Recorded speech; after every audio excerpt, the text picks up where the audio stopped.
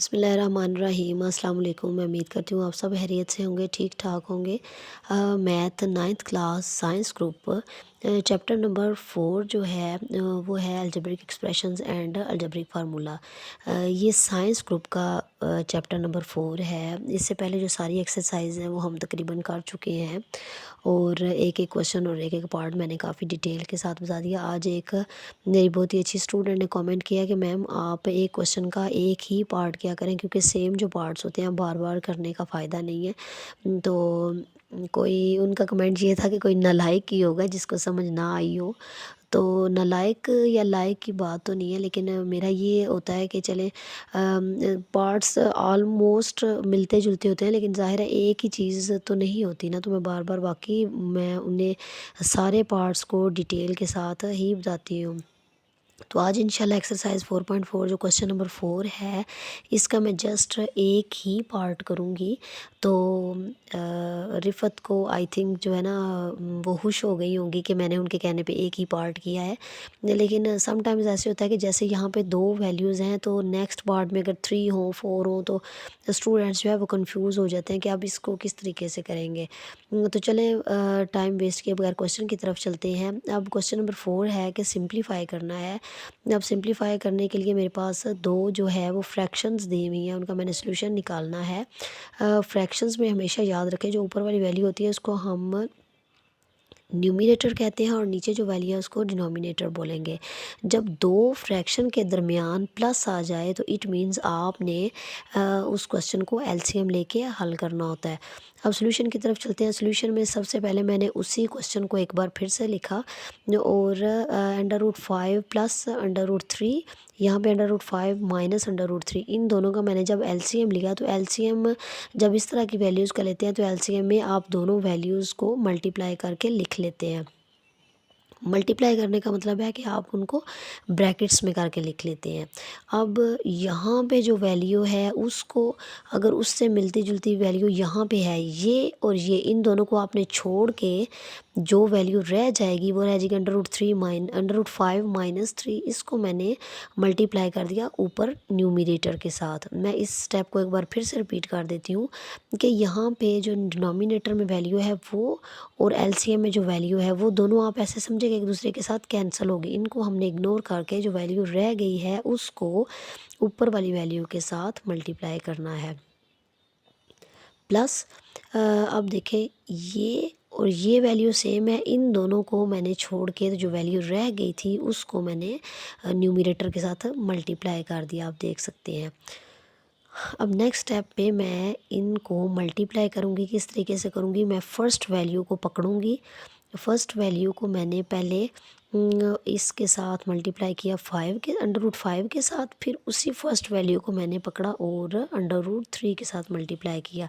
यहाँ पे आप देख सकते हैं 1 को जब मैंने अंडर रूट 5 के साथ मल्टीप्लाई किया तो अंडर रूट 5, फिर मैंने 1 को माइनस अंडर रूट 3 के साथ मल्टीप्लाई किया तो उसका आंसर यहाँ पे आ गया। इसी तरह से जब अगले स्टेप पे मैं इस वैल्यू को लूँगी, पहले इसके साथ मल्टीप्लाई करूँगी, फिर इस वैल्यू को लेंगी और इस वैल्यू के साथ मल्टीप्लाई करूँगी।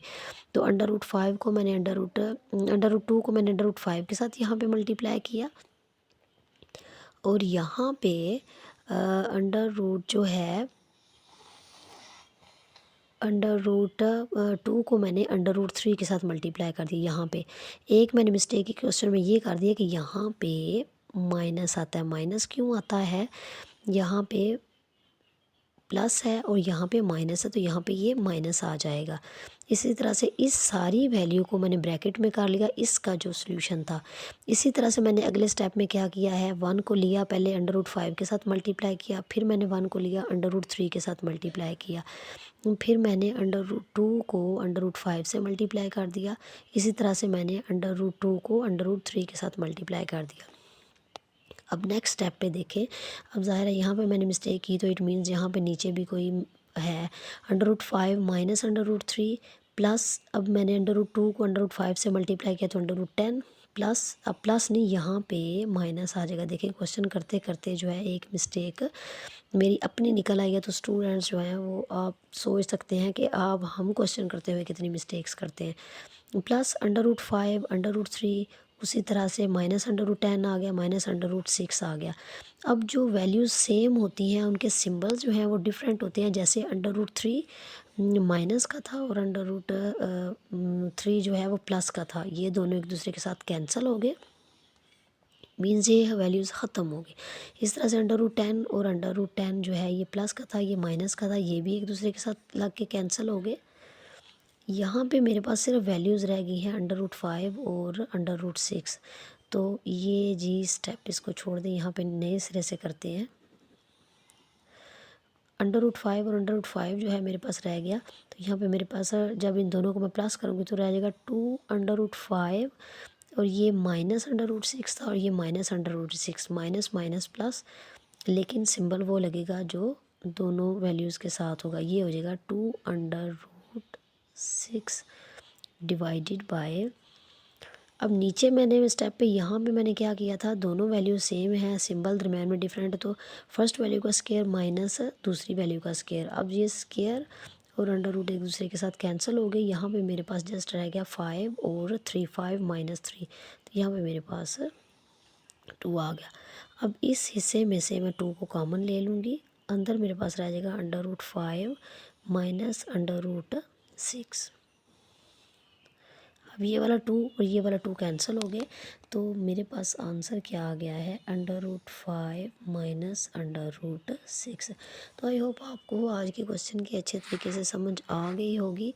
बाकी जो पार्ट्स हैं वो मैं अब नहीं कर रही, क्योंकि स्टूडेंट्स कहते हैं कि टीचर आपके बार बार वही पार्ट्स होते हैं या सेम क्वेश्चन को आप बार बार कर रही होती हैं। तो मैं जो है क्या करूँगी, मैं नेक्स्ट पार्ट नहीं करूँगी।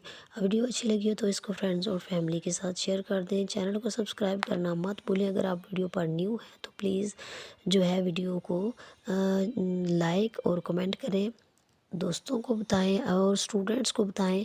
तो आपके एक कमेंट से या एक लाइक सब्सक्रिप्शन से आपका तो कुछ भी नहीं जाता, लेकिन मेरे लिए वो काफ़ी सपोर्टिव चीज़ें होती हैं, मुझे उससे काफ़ी मोटिवेशन मिलती है। नेक्स्ट वीडियो तक के लिए इजाज़त दें, दुआओं में याद रखें। थैंक यू, अल्लाह हाफिज़।